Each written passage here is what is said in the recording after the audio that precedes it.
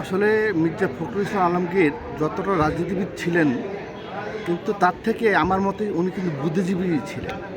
সেই বুদ্ধিজীবী শ্রেণী কিন্তু আমরা সাংবাদিকরাও। সেই জায়গা থেকে মির্জা ফখরুল ইসলাম আলমগীর আমাদের মহামান্য রাষ্ট্রপতি হয়েছেন, সে কারণে আমরা খুবই আনন্দিত এবং গর্বিত। এবং মূল বিষয় হচ্ছে ঠাকুরগাঁর মানুষ আমরা যেহেতু, সে কারণে আসলে মির্জা ফখরুল ইসলাম আলমগীরকে যে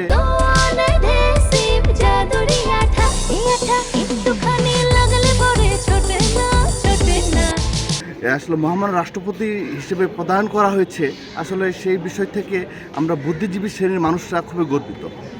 দেশ, ধর্ম, বর্ণ, রাজনৈতিক ভেদাভেদ নির্বিশেষে তিনি যেন কাজ করতে পারেন এবং ন্যায়ের পক্ষে থাকেন, আমরা এটাই কামনা করি।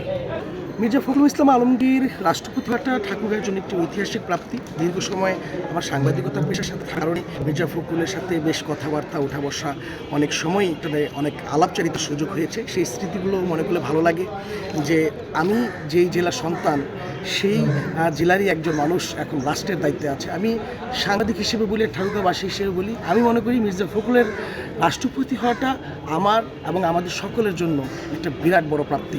দিনটিকে আজ উদযাপন করতে চাই। আমরা ঠাকুরগাঁও প্রেস ক্লাবে সকলে উপস্থিত হয়েছি, মিষ্টি বিতরণের মাধ্যমে এই ঐতিহাসিক প্রাপ্তিতে নিজেদেরকে সাক্ষী রাখতে চাই। ঠাকুরগাঁয়ের কৃতি সন্তান মির্জা ফখরুল ইসলাম আলমগীর মহামান্য রাষ্ট্রপতি হয় ঠাকুরগাঁওবাসী গর্বিত। আমি ব্যক্তিগত পক্ষ থেকে আমি ধন্যবাদ জানাই এবং কৃতজ্ঞতা জানাই। আজকের এই বহিরাঙ্গন মিষ্টি বিতরণে আমি নিজেকে ধন্য মনে করছি।